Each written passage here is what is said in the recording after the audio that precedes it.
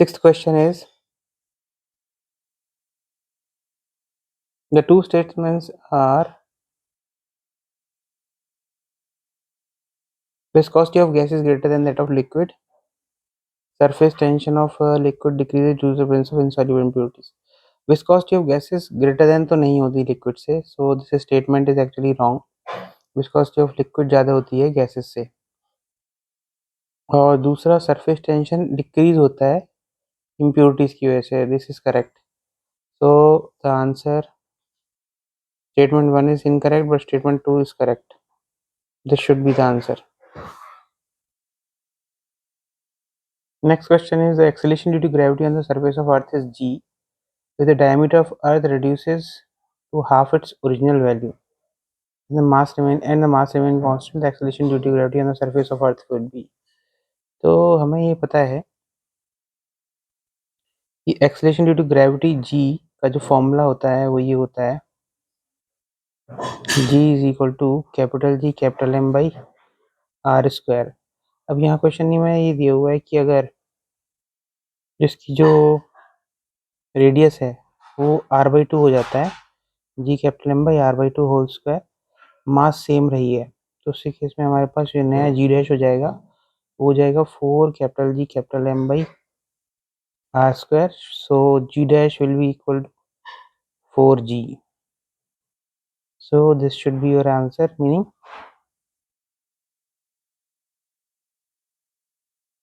first one should be the answer. Radius of third stationary orbit of electron for Bohr atom is r. Radius of fourth stationary orbit will be. So for this one,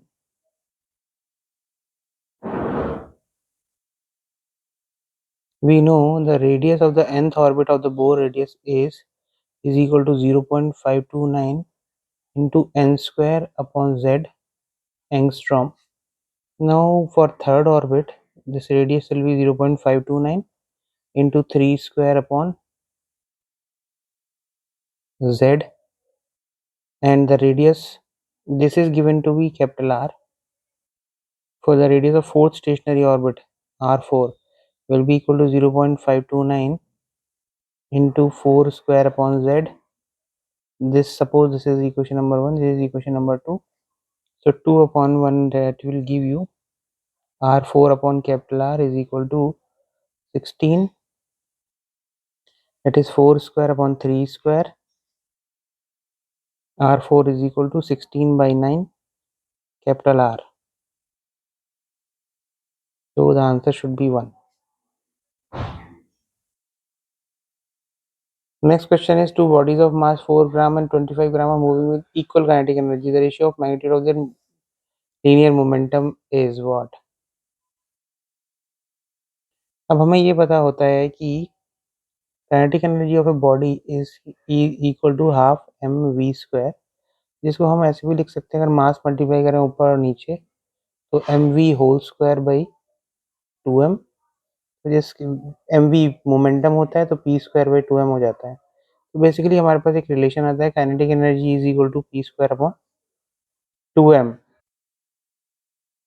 अब दो masses हमें दी हुई है कि दोनों की kinetic energy equal है. Suppose पहले की काइनेटिक एनर्जी k1 है which is equal to p1 square by 2m1. दूसरी काइनेटिक एनर्जी k2 है which will be equal to p2 square by 2m2. अब दोनों की काइनेटिक एनर्जी इक्वल दी हुई है हमें, यानी कि k1 is equal to k2 है, तो उसी केस में मैं लिख सकता हूँ p1 square by 2m1 is equal to p2 square by 2m2, यानी कि मैं लिख सकता हूँ p1 by p2 whole square is equal to m1 by m2.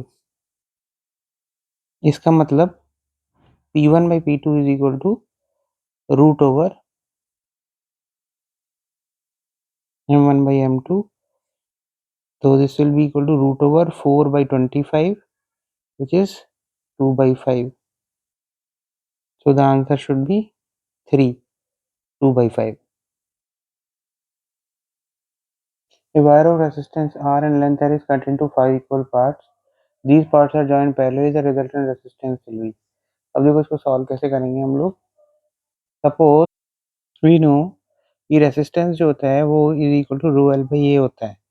अब वायर जो है हमारे पास उसका एरिया हमने चेंज नहीं किया है, तो यहाँ पर ना रेसिस्टिविटी चेंज हो रही, तो आर हम लिख सकते हैं कि is proportional to the length, resistance is proportional to the length.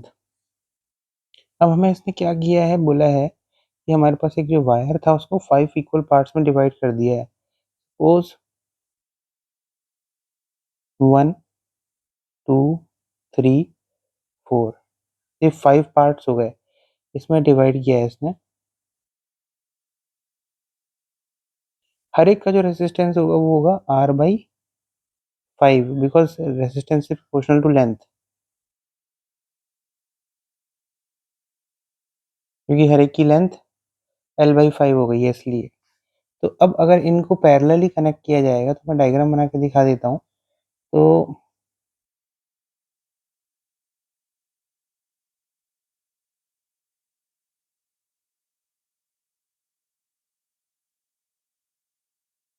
ऐसा कुछ कनेक्शन है 3,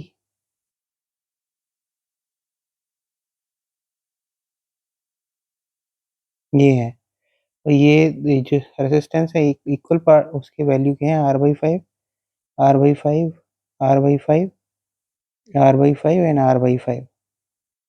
हमें पता है जब रेसिस्टेंसेस पैरेलल में होते हैं तो 1 बाई आर इक्विवेलेंट जो होता है वो सिग्मा 1 बाई आर होता है, R I is equal to 1, so 5 होगा इधर। मैं लिख सकता हूँ 1 by R equivalent is equal to 5 by R plus 5 by R plus 5 by R, 5 by R plus 5 by R. तो 1 बाई आर इक्विवेलेंट की वैल्यू जो मेरे पास आएगी वो आएगी 25 बाई आर, यानी कि जो आर इक्विवेलेंट होगा उसकी वैल्यू जो होगी वो होगी R by 25। This should be my answer. So first should be my answer. ये जेई मेन के क्वेश्चन है, और जेई मेन के क्वेश्चन के हिसाब से देखा जाए तो ये क्वेश्चन बहुत ही ईजी है। मैं नेक्स्ट वीडियो में आपको सिमिलर 5 क्वेश्चन सॉल्व करके बताऊंगा एवरीडे, और फिर मैथ्स के भी सॉल्व करेंगे। तो all the best, thank you.